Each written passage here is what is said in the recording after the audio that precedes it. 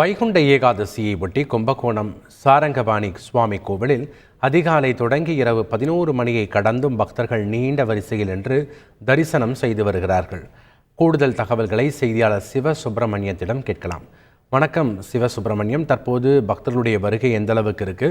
தற்போது அங்கு செய்யப்பட்டுள்ள ஏற்பாடுகள் என்ன? கூடுதல் விவரங்கள். பூலோக வைகுண்டம் என போற்றப்படும் கும்பகோணம் சாரங்கபாணி சுவாமி திருக்கோவில் வைணவ தலங்களில் 3வது பெரிய ஸ்தலமாக போற்றப்படுகிறது. இங்கு சொர்க்கவாசல் திறப்பு என்பது கிடையாது. இங்கு உள்ள பெருமாள் எப்போதும் சொர்க்கத்தில் இருப்பதாக ஐதீகம். எனவே இந்த சுவாமியை காண அதிகாலை தொடங்கி கிட்டத்தட்ட அதிகாலை 4 மணிக்கு தொடங்கி தொடர்ந்து உணவு இடைவேளையின்றி பக்தர்கள் தரிசனம் செய்து வருகின்றனர். தமிழ்நாடு மட்டுமில்லாமல் கர்நாடகா, ஆந்திரா உள்ளிட்ட மாநில பக்தர்களும் வரிசையில் நின்று சுவாமி தரிசனம் செய்தனர்.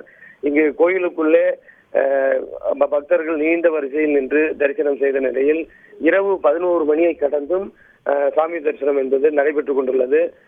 அங்குள்ள பக்தர்கள், வெளியில் உள்ள பக்தர்கள் உள்ளே அனுப்பப்பட்டு இன்னும் சிறிது நேரத்தில் நடை சாட்டப்பட உள்ளது. இன்று மட்டும் 1 லட்சத்திற்கும் மேற்பட்ட பக்தர்கள் சாமி தரிசனம் செய்ததாக காவல்துறையினர் தெரிவித்தனர். இந்த நிகழ்ச்சிக்காக போலீசார் அதிகாலை தொடங்கி கண் விழித்து பக்தர்களுக்கு பாதுகாப்பு கொடுத்து வருகின்றனர்.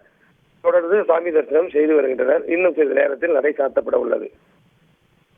நன்றி சிவசுப்பிரமணியம், உங்களுடைய தகவல்களுக்கு. செய்திகளை உடனுக்குடன் தெரிந்து கொள்ள உடனே சப்ஸ்கிரைப் பண்ணுங்க.